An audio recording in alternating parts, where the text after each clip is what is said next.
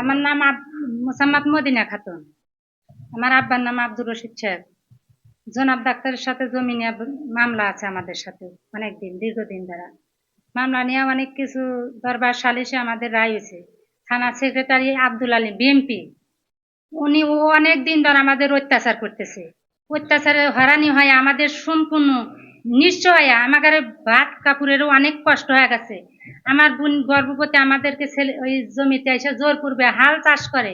ওইখানে যখন যাই তখন আমাদের ওখানে বাইরাইয়া বাইরাইয়া ওখানে মরাপূর্ণ। আমার বোন 8 মাসে গর্ভবতী। এখন হাসপাতালে উনি ভর্তি আছে, সদর হাসপাতালে ভর্তি আছে। ওনাকে এখন বগুড়া পাঠানোর চিন্তা ভাবনা করতেছে, কিন্তু লোকজন না থাকার কারণে আমরা বগুড়ায় নিতে পারতেছি।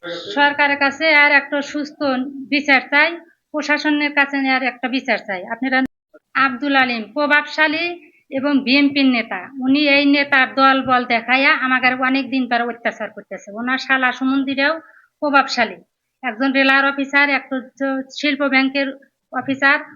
আমরা গরিব মানুষ, ওনাদের সাথে আমরা পারি না। আমাদের ওখান থেকে উদ্ধার করার জন্য অত্যাচার করতে করে তাদের জন্য একটা পেপার আছে, আমরা কেস করছিলাম, মামলা করছিলাম তাদের জন্য। মামলা করার জন্য আমরা পেপার করছিলাম। 1-150 বাঁশ কেটে নিয়ে যাওয়া হয়েছে। বাঁশের ধার গাছ গাছলা যত আছিল আমাদের 16 হাত একটা ঘর ভেঙে ফেলাইছে। গ্রামের মানুষ চোর ডাকাত এগুলো সবগুলা ভাড়া করে নিয়ে এসে অত্যাচার এরকম মারধর করে।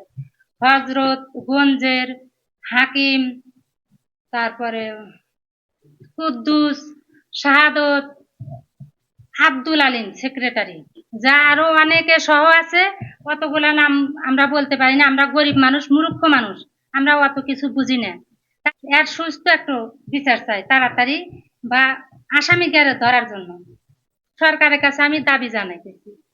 প্রশাসনের কাছে, আপনাদের কাছে, আমার সবার কাছে দাবি রইল। আর আমাদের এর একটু বিচার করার জন্য আপনারা যে যেখানে থাকেন আমাদের আল্লাহ সাহায্য করবেন।